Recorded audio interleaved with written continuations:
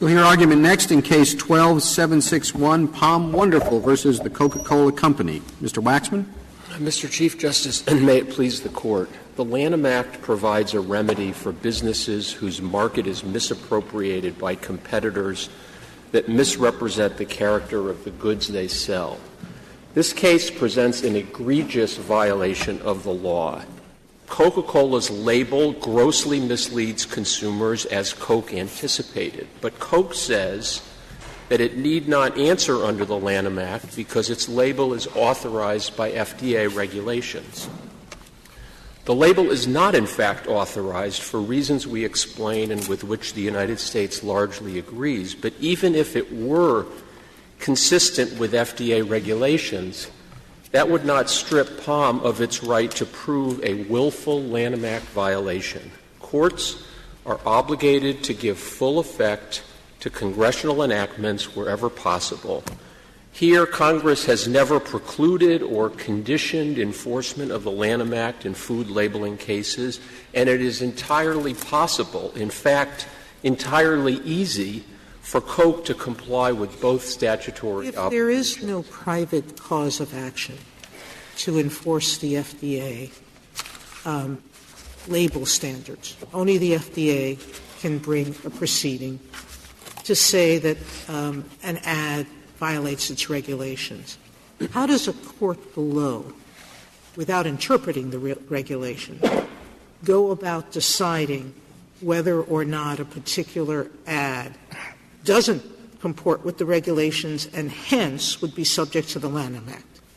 Justice Sotomayor. Maybe that's a better question for the SG, but I'm trying to figure out what. Well, let me take a shot at it, and, the SG can and Ms. Sullivan can as well.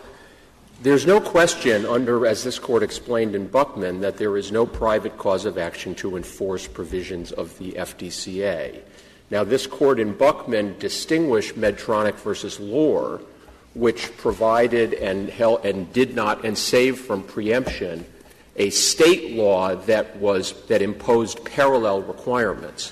And in that instance, and this is not a case involving an attempt to enforce parallel requirements under state law or any other law. In those circumstances, as the government explains, of course, a court is going to be required to ascertain what those parallel requirements are and whether they were or weren't complied with. But this is a case involving a different statute. Our submission is that it is entirely irrelevant whether or not the Coke label in any particular is consistent with a regulation that implements criminal prohibitions by announcing when and under what limited circumstances the FDA will forbear from exercising its criminal and regulatory penalties. Even in that instance, with respect, Your Honor, as this Court explained in Wyeth, misbranding provisions are, in fact, adjudicated by courts, even under the FDCA. And so do you concede that a Lanham Act plaintiff could not challenge aspects of a food label that the FDA said is required? Well, Justice Kennedy. I know that's not this case. Thank you. Let me just say, not only is that not this case, because the FDA has never examined I want your labels, answer to the question. Yeah. My answer to the question would be, under Wyeth, under this Court's decision in Wyeth, the FDCA and the FDA's regulations interpreting and applying it supply a floor and not a ceiling, and the FDA would have no authority. If the FDA said, this label is fine, and you are required to use this label, the question would be, does it have the statutory authority to essentially create an immunity from enforcement of another federal statute that protects a different purpose and a different class of victims? I think the answer would be no. I hope I answered. This question, I think, was different. He said, suppose that it said, you're required to use this label and only this label. Then you would acknowledge that there is an impossibility issue. Is that right?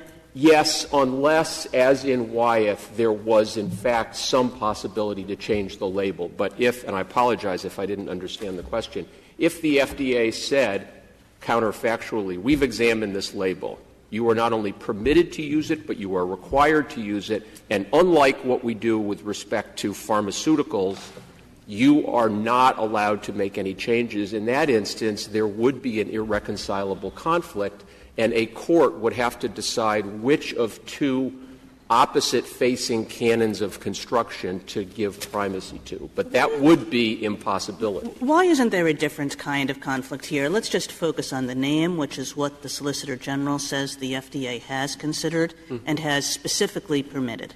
That they went through this very long and involved process, and they decided exactly what kind of names were permitted for this kind of product and what were not permitted because they constituted misbranding. And essentially, the FDA has said, this is what counts as misbranding, nothing else counts as misbranding. And now you're coming in and under a Lanham Act claim saying, no, the FDA is wrong, this is misbranding. Why isn't that a problem? Why isn't that a problem? Yeah. The First, the FDA has said it's not misbranding. You're saying it is misbranding. That seems a quite direct conflict as to what the FDA says versus what you are alleging under the Lanham Act. So we know that that is not, in fact, how the FDA construes its regulation, and we know that because just by examining the FDA's own limited enforcement history, all the parties have cited the Well, just court. hypothetically, let's say that the FDA said that this name was not misbranding, that this name was fine under their regulations, that they did not count as misbranding. So we are challenging the label as a whole, which is covered by under the FDA. No, so I understand that you would have some claims about different parts of the label, but I'm only asking about your claim as to the specific thing that the FDA ruled on. Right. And the question is whether Congress gave any indication, and it would have to, in this context where the Lanham Act is an express statutory enactment that Congress was well aware of when it enacted the Nutrition Labeling Act, and in fact was told not just by the industry but by OMB in testimony that the Lanham Act was being used to police misrepresentations of the character of food products, you would have to conclude that Congress intended to allow the FDA to supply, if you will, the substantive rule of decision under a different statute that uses different words and protects a different class of people when, and here again I think it's an important indicator why Congress didn't mean that. The FDA, the misbranding provisions of the FDCA are prohibitions. They are not permissions. And the rules that the FDA has promulgated announce essentially an enforcement forbearance. They don't represent a judgment. And the Federal Register provisions that we've cited that accompanied the promulgation of the juice naming regulations make this as clear as day. They do not represent a pronouncement that for all purposes, for all statutes, the name ascribed to the product is okay.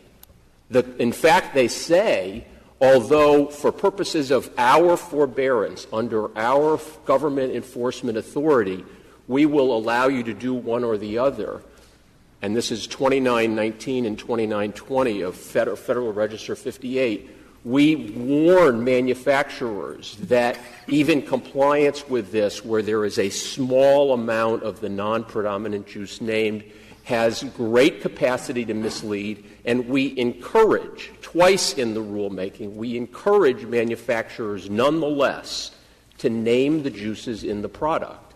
Under those circumstances, the notion that Congress intended this type of regulation to preclude a case in which, and these are the facts as they come to the court, Coke well knew and intentionally designed a label that, in fact, grossly misleads consumers to the economic disadvantage of the company that, in large part, created the market. And the notion that Congress wanted to allow the FDA to apply substantive rules of decision in that very different inquiry using very different language in a different statute, I think is completely unsupported.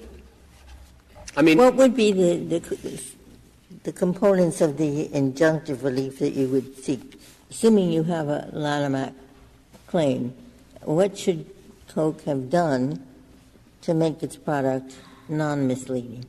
Well, we haven't, in the course of our complaint, we didn't specify, I mean, the injunction that we would seek is ceasing to use the label as it currently exists. And of course, without saying what label would be lawful. That's correct. It's just as in criminal actions under the FDCA and civil actions under parallel state laws and actions under the Lanham Act, juries aren't required or permitted to give prescriptive judgments. All they do is make a judgment about whether or not, on balance, there is substantial evidence that to the harm of the competitor, a substantial number of consumers are misled, and if so, was it willful? And that is no more of a problem in this particular case than it is in any of these cases, whether they involve food or anything else. In Wyeth versus Levine, the plaintiff had all sorts of reasons, all sorts of different theories about what the warning label should or shouldn't say. The jury simply decided that it violated the common law of the state of Vermont to use that particular label. And I'm sorry. Suppose the percentage were a lot higher. Suppose it was 50% pomegranate and blueberry.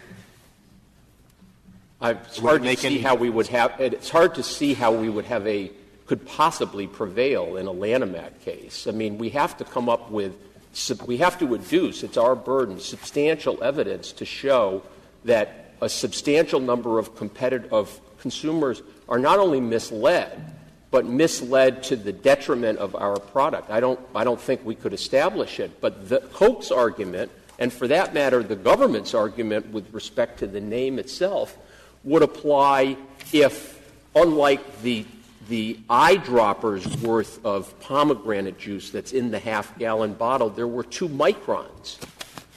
I mean, the question simply is whether a manufacturer like Coca-Cola can design something that it knows runs a substantial risk, quote, from a misleading perspective. And the evidence shows that over a third of consumers who look at this label believe that pomegranate and blueberry juice, in fact, are the majority juices. But what if it were the case that there are a very small number of people who are allergic to one of these ingredients? I'm not suggesting it's true. For all I know, it's not. But let's say there are a few people who are very allergic to pomegranate juice or blueberry juice. And so the FDA says if you put even an eyedropper full of that in your blend, you have to put that prominently on the bottle so that these people will not inadvertently get an allergic reaction. Could you have a Lanham Act claim then? Well, of course, the only thing that consumers know is that from the front label is that there is arguably pomegranate juice and blueberry juice in here. So the question would be whether they had to disclose on the label that there was also 0.01% strawberry juice or 99.4% apple and grape juice. That's the kind of judgment that we want the FDA to make because the purpose of the FDCA is to protect public health and safety. What the FDA doesn't do, particularly given the criminal nature of its sanctions, is regulate or apply its forbearance authority with an eye toward, well, what kinds of things are going to so mislead consumers that they think there's going to be a substitute in the marketplace where there is. Well, what I'm saying is, suppose that it's the case that for 99.999% of the population, the more pomegranate juice, the better. You just can't drink enough of it. The more you drink, the healthier you are. But for this tiny percentage of the population, it could produce an allergic reaction. And so the FDA says you've got to put that on there, even if there's just a tincture of pomegranate juice. Could you have a Lanham Act claim on the ground that for the vast majority of your potential customers, they're going to be misled because they want pomegranate juice and they're buying this stuff that just has a little bit of it in it? Well, I think that for the vast presumably, and we're talking about a hypothetical regulation, presumably the FDA would promulgate a requirement that, in fact, you must name each of the constituent juices in case there's an allergy.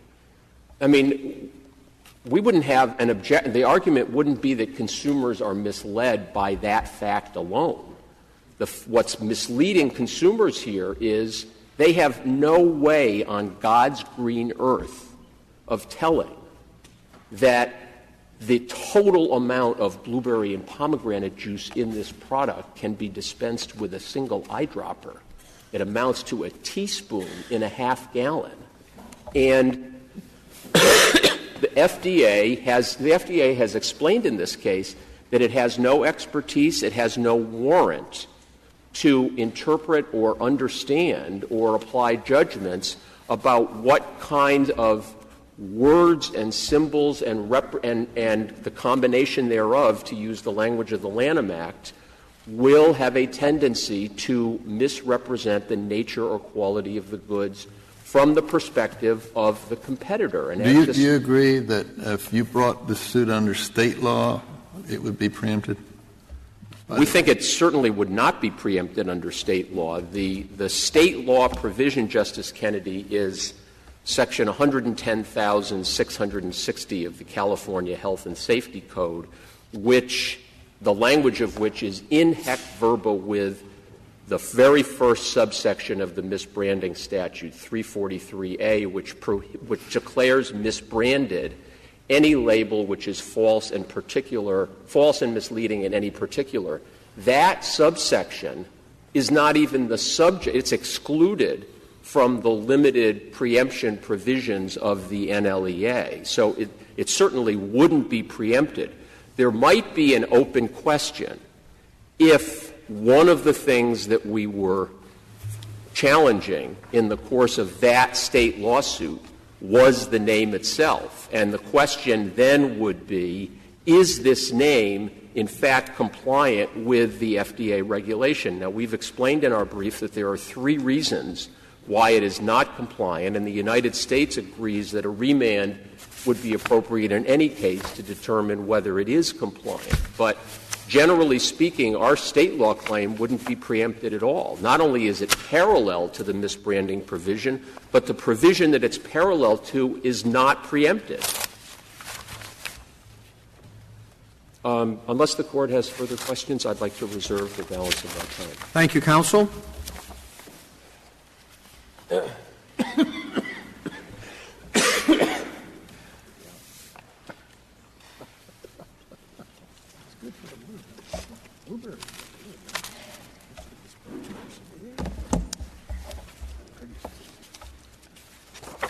Ms. Sherry? Mr. Chief Justice, and may it please the Court. If I could start with the naming aspect of the case, Justice Kagan, you're exactly right. We have a circumstance here where we have 2 federal statutes that cover the same subject matter, that apply functionally the same standard to the same words on the same product label. Under the FDCA, we have an authoritative interpretation of that language by the FDA. 102.33 is a regulation that was reached after extensive rulemaking proceedings over the course of 25 years. The FDA considered the exact same question that's being raised here. It looked to figure out what an appropriate common or usual name was for a juice blend that had a small amount of a highly flavorful and expensive juice in order to allow consumers to know, in order to prevent consumers from being misled as to the juice content of that particular product. What public health benefit is served by this regulation? This is what puzzles me about it.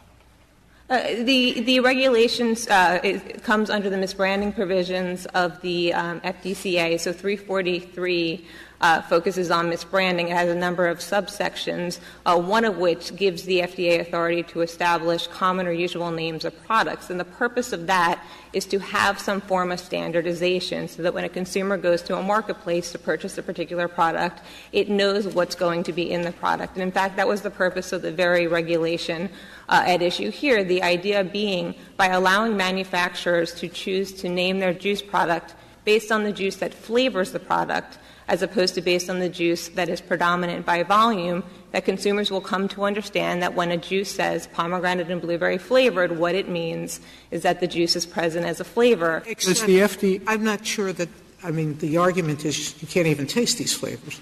And that's their point, and you're taking a contrary point, that flavored doesn't mean what you taste. Flavored means something else.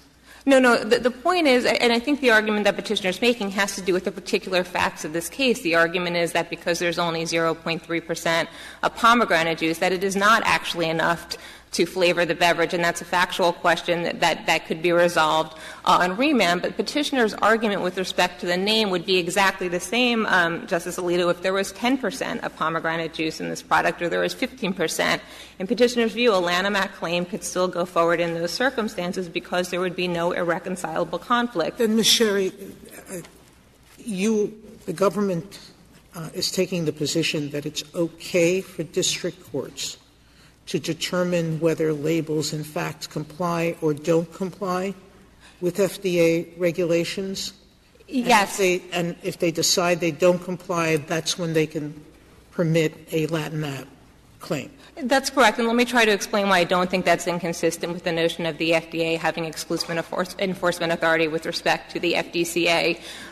This is still a Lanham Act claim, so the only thing that's being enforced is the Lanham Act. The FDCA and the FDA regulations come up by virtue of the preclusion defense that's being raised by respondents here.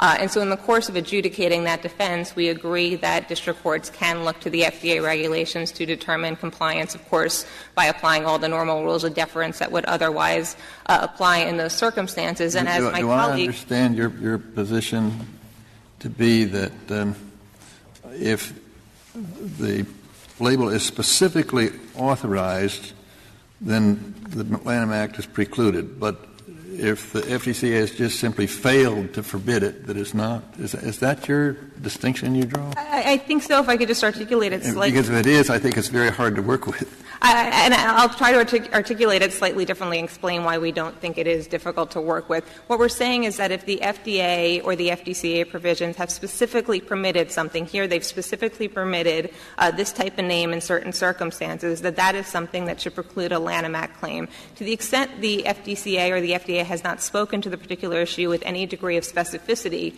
we don't see a problem with the Lanham Act claim going forward, because in that case you're not really second-guessing any judgment. Applied to this case. So we have, you said the name is okay, pomegranate blueberry flavored. But you say the label is something different from the name, and the Lanham Act can apply to the label. So what parts of the label are you saying are not touched, are not preempted by the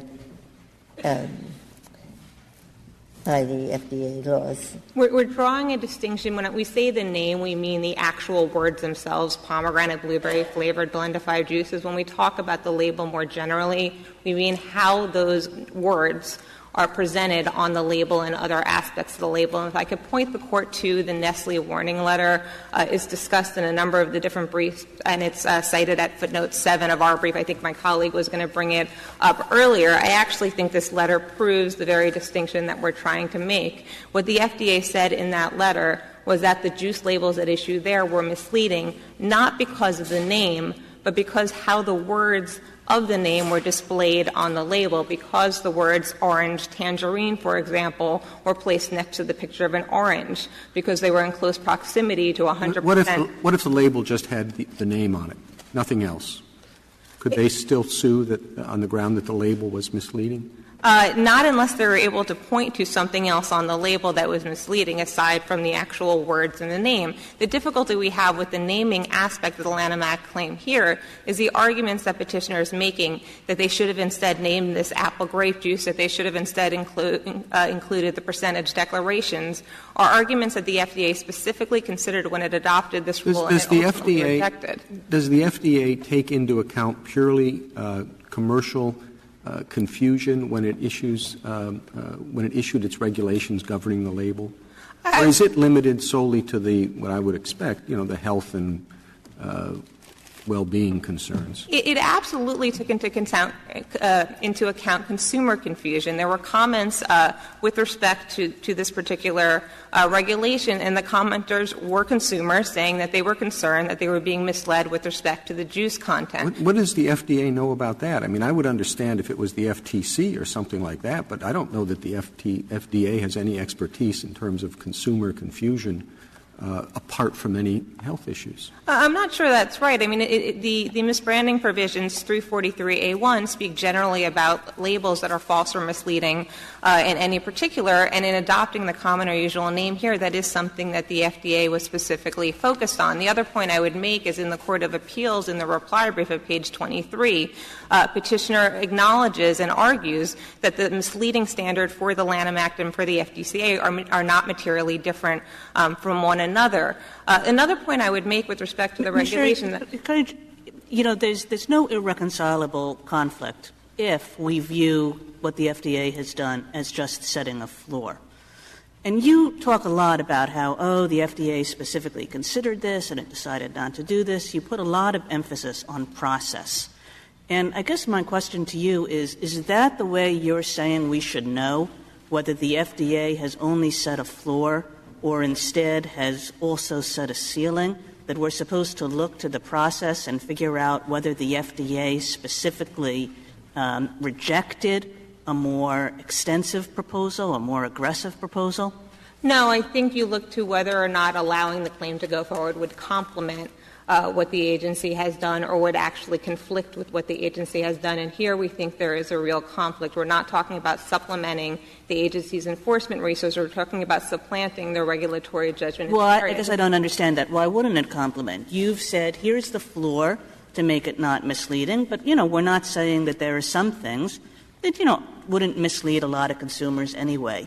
And then the Lanham Act can come in and supplement that and really put us in a position where nothing's misleading at all. For two reasons. Number one, because the agency considered why manufacturers would want to actually name their product based on the flavor, because consumers actually do care about the flavor and they care about the taste. If the product had been named apple grape juice, for example, and it in fact tasted like pomegranate blueberry juice, a consumer might be very surprised when he came home and had a sip of that juice and realized it tasted like something very different. But you don't think there are a lot of people who buy pomegranate juice because they think it has health benefits, and they would be very surprised to find when they bring home this bottle that's got a big picture of a pomegranate on it, and it says pomegranate on it, that it's, what is it, less than 0.5% pomegranate juice? The FDA didn't think that would mislead consumers? I think there's a reasonable argument that it may, and if I could just go to the second part of my argument here, we've been talking all about the naming part of the claim at issue here. We agree with petitioners that the remainder of the Lanham Act claim should be allowed to proceed, that it is complementary. We agree with petitioners that the Ninth Circuit decision here adopted an overly broad understanding of preclusion. Now, respondents suggest it doesn't defend the Ninth Circuit's decision here in footnote 5 of their brief, but it's a little bit hard to see what daylight there actually is between the Ninth Circuit's approach and that of respondent. Respondent relies on the express preemption clause here, but the express preemption clause applies only to state or local law. By its terms, it doesn't apply to federal law and it doesn't apply to the Lanham Act. Thank you, counsel. Ms. Sullivan? Mr. Chief Justice, and may it please the Court, the FDCA does not deal just with health. Section 341 makes clear that it also, and with respect to the labeling requirements at issue here, quote, promotes honesty and fair dealing in the interest of consumers.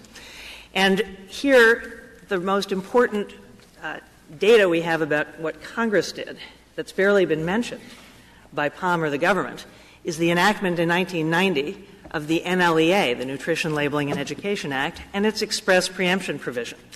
Now, Justice Kennedy, our position is that if POM's suit had been brought as a state law lawsuit, it would be precisely preempted by the terms of that express preemption. The NLEA doesn't preempt all state law claims, only some state law claims. That's correct, Justice Ginsburg.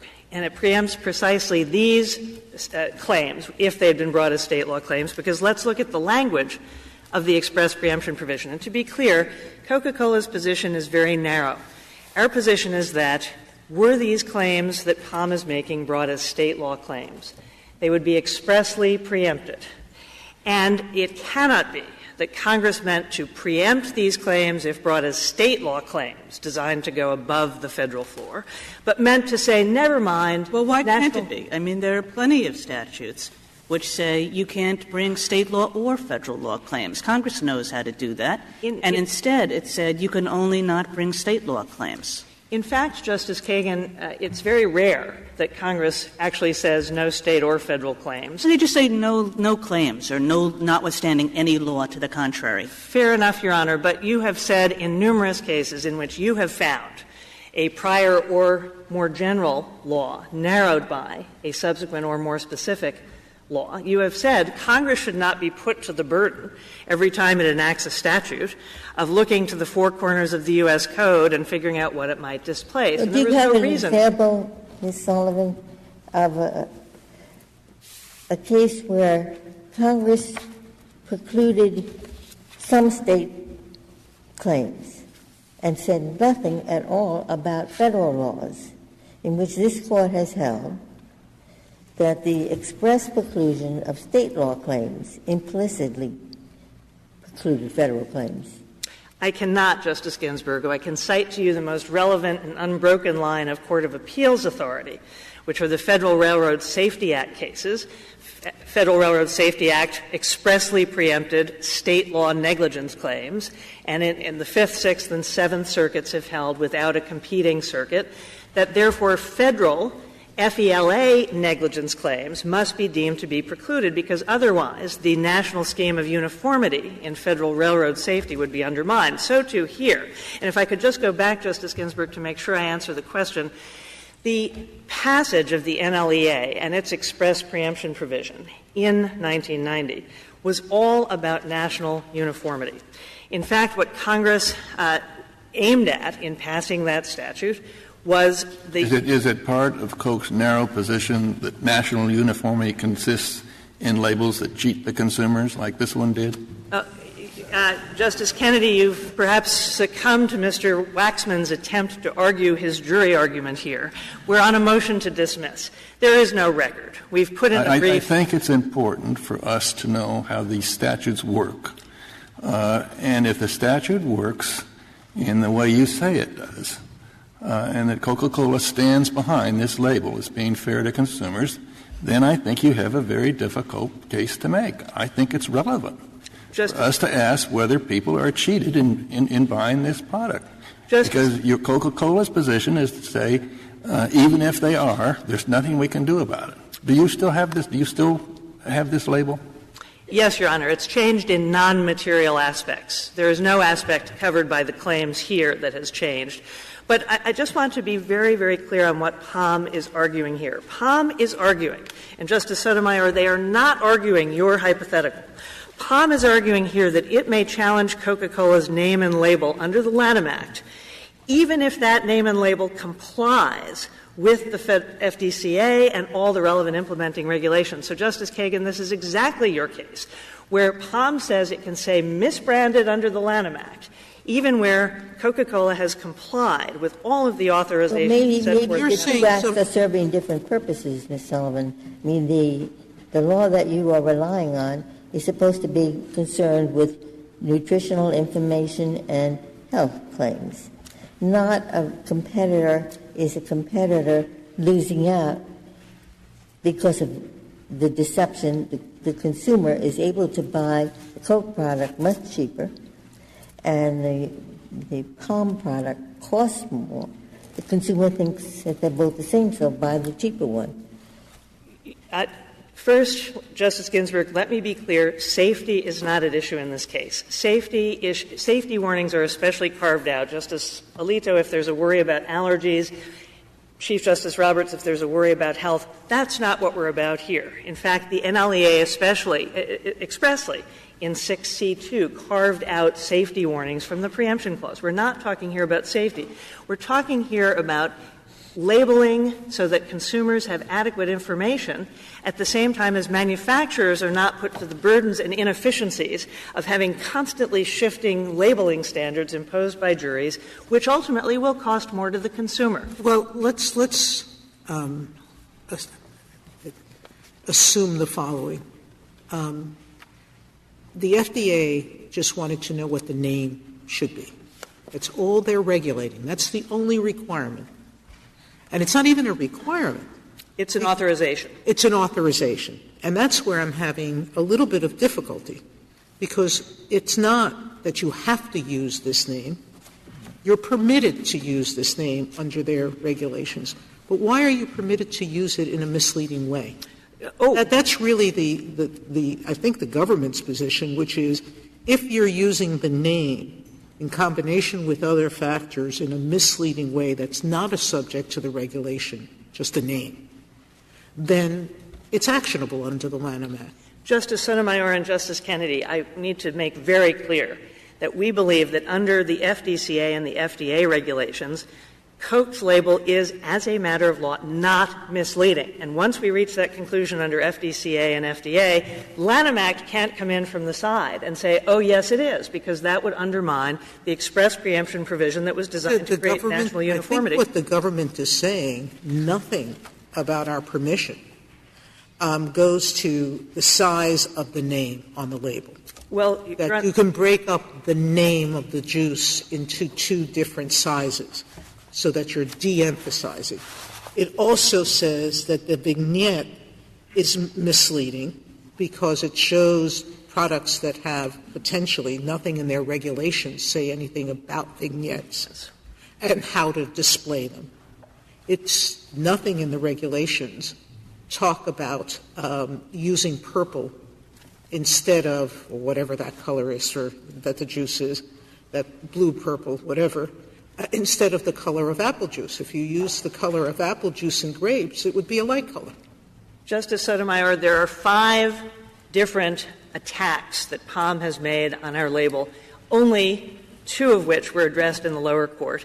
And we say that we comply with FDA regulations as to all 5 of them. But more important, compliance doesn't matter. What matters is, are these of the type covered by the provisions of the NLEA preemption provision — are these of a type covered through the NLEA preemption provision? You're basically talking about field preemption. You're not We're absolutely not, Your Honor. Let me make absolutely clear. We do not argue for field preemption. We argue that where the NLEA express preemption provision would make POM's claims expressly preempted under state law, it follows as a matter of inference from the nationally uniform scheme Congress set up that Lanham Act claims are precluded to the extent and only to the extent the state claims would have been preempted under if they were brought as state law claims. Now, Justice Sotomayor, all 5 of POM's issues here — name, vignette, font size,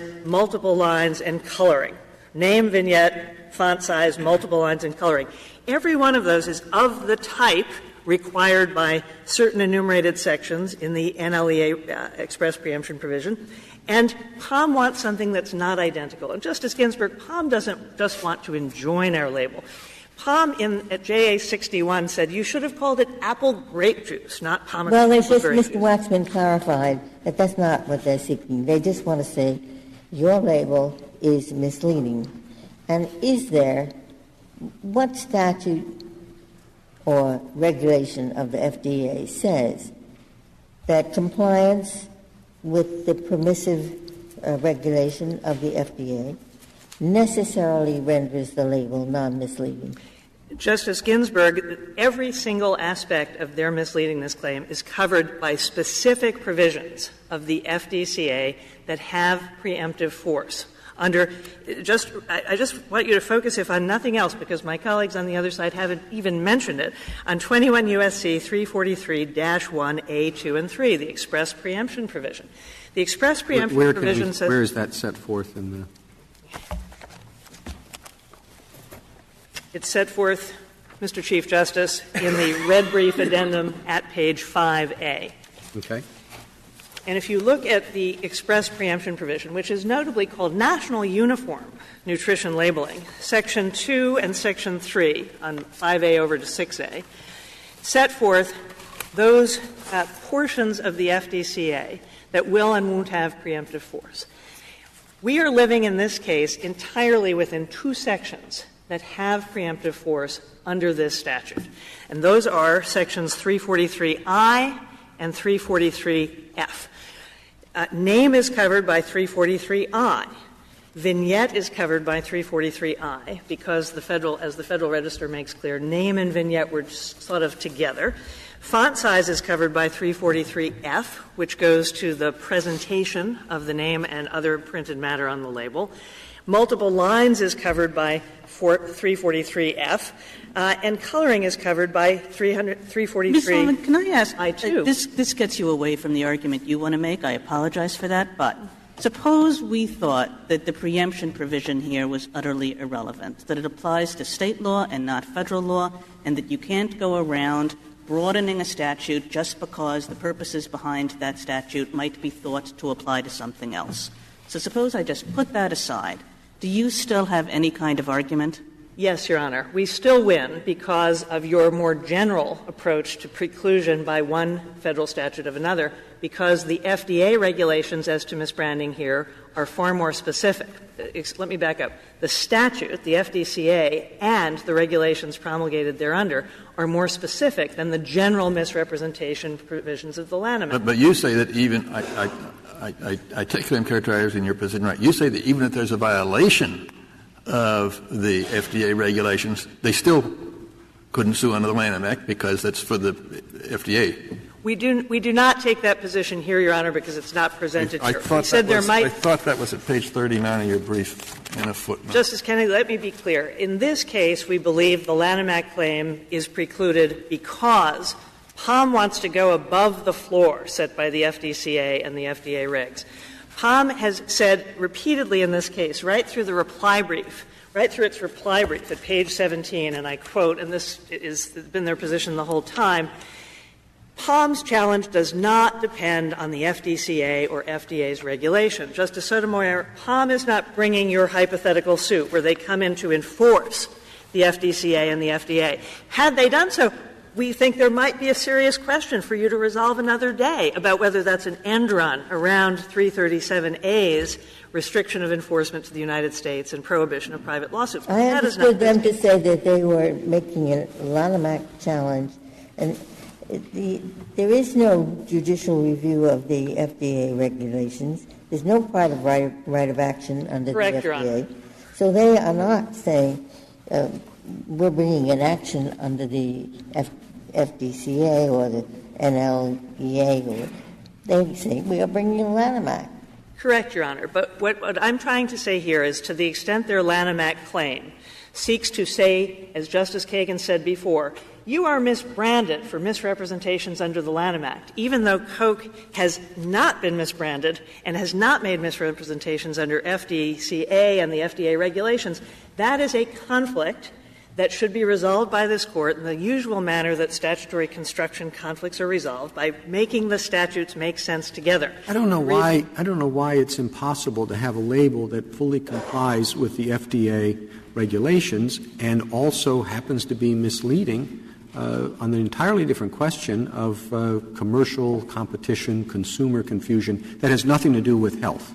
Mr. Chief Justice, as I said before, the FTC in Section 341 as codified expressly refers to maintaining honesty for the consumer as well as health.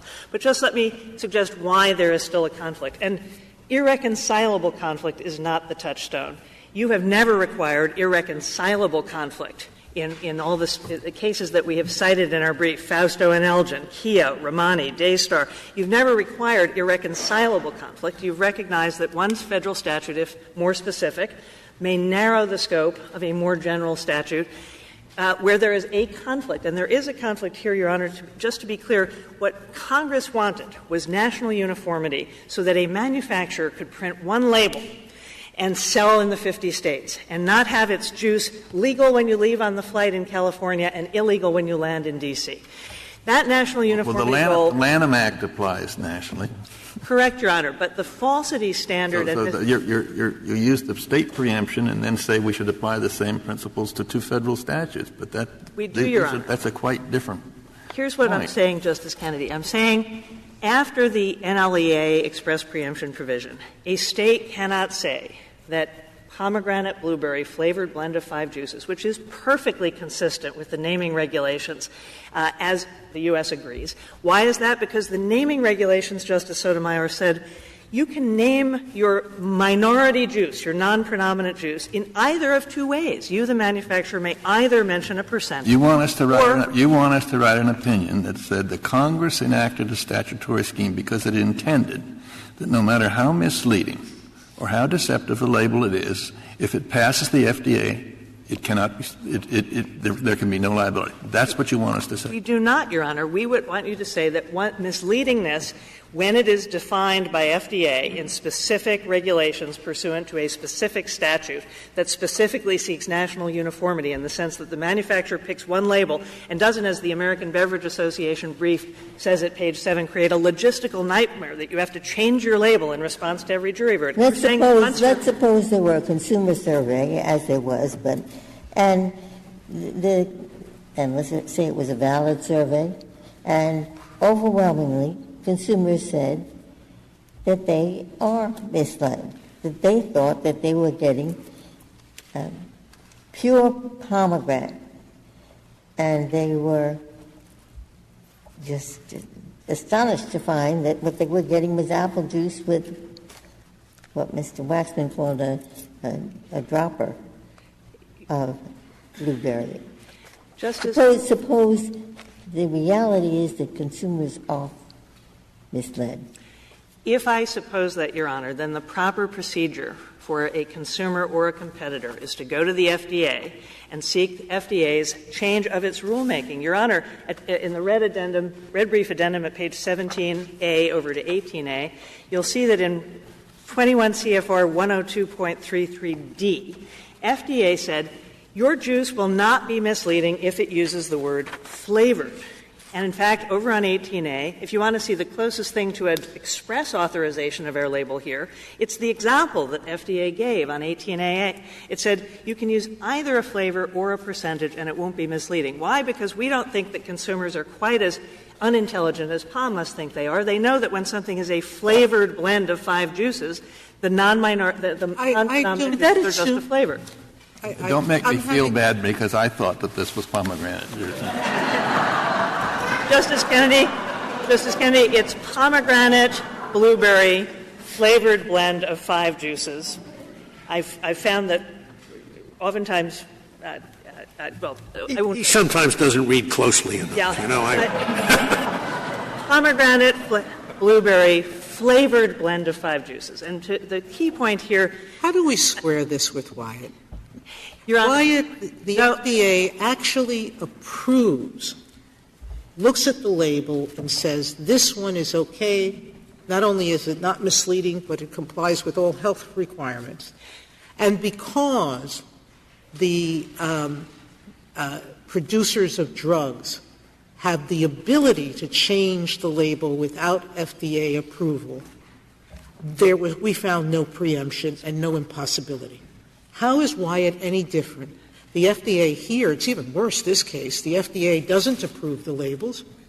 It never looks at them and says they're okay or they're not okay unless they decide to enforce the statute.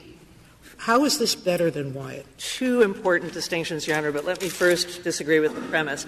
It's true that FDA doesn't pre-approve the label, but they couldn't have gotten closer here, Justice Kennedy, than solving your difficulty by saying that cranberry juice, it's okay if you call it raspberry and cranberry flavored juice drink. You don't have to put the percentages in. So this is it's not a pre-approval requirement, but these regulations are very specific. Justice Sotomayor, Wyatt, as you said, as this Court said, did not involve an express preemption provision. It is the express preemption provision here that says that Congress wanted nationally uniform labeling regulations whereby a manufacturer could pick one label and stick with it. This is Geyer, not You Wyatt. still can pick one choice. label and stick with it. The Lanham Act if a Lanham Act claim is bought and it's upheld, you change the label nationally. Oh, but, Your Honor, that's one thing if the FDA decides to adapt its rulemaking. Suppose Justice Ginsburg's consumers or competitor showed up and said, excuse me, we don't think cranberry is clear enough. Justice Kennedy said it wasn't. Please change your rulemaking. When the FDA issues guidance or changes its rules or issues a new kind of interpretation, that's one agency speaking nationally. What Mr. Waxman wants to do is invite plaintiffs to walk into every court in the land under Lanham Act claims and create one jury saying, I think you should have called it apple grape juice, and another saying you should have had the percentage. I'd like to respond to this question. In the real world, the FDA has a tremendous amount of things on its plate. And labels for juices are not really high on its list. It has very limited resources. You are asking us to take what it has said about juice as blessing this label, saying it's not misbranding, when its regulations aren't reviewed by the court, when there is no private right of action, and say that that overtakes the Lanham Act.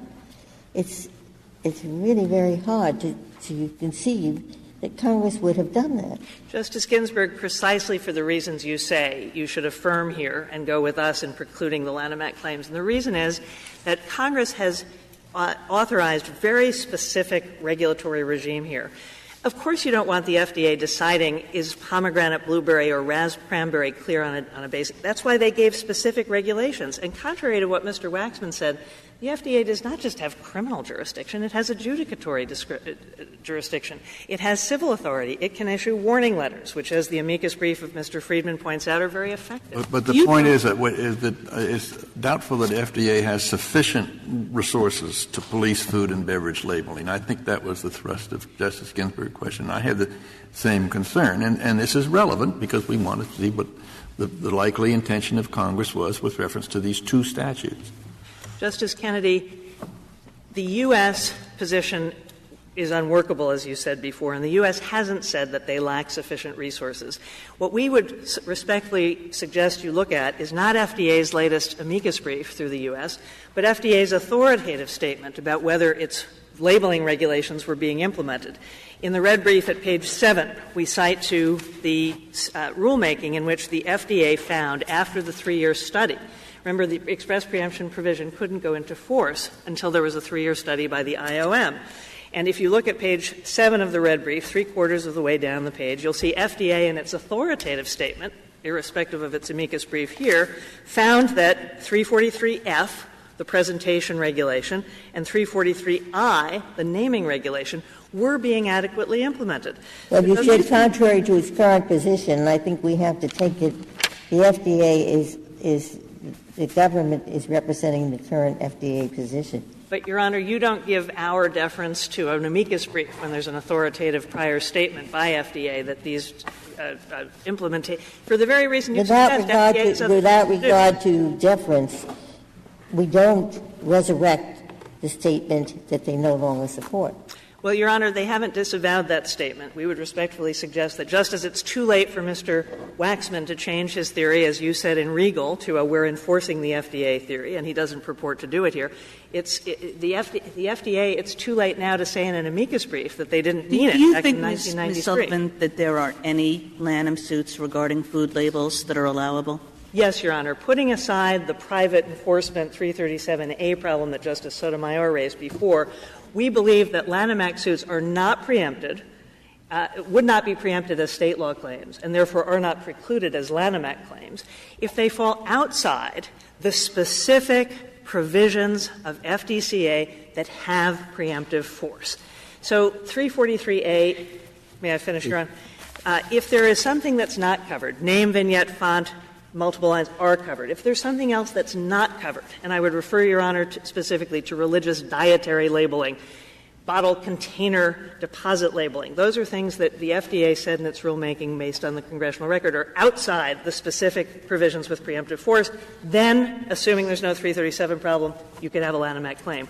All we say is that the preemption provision governs here. Thank you very much.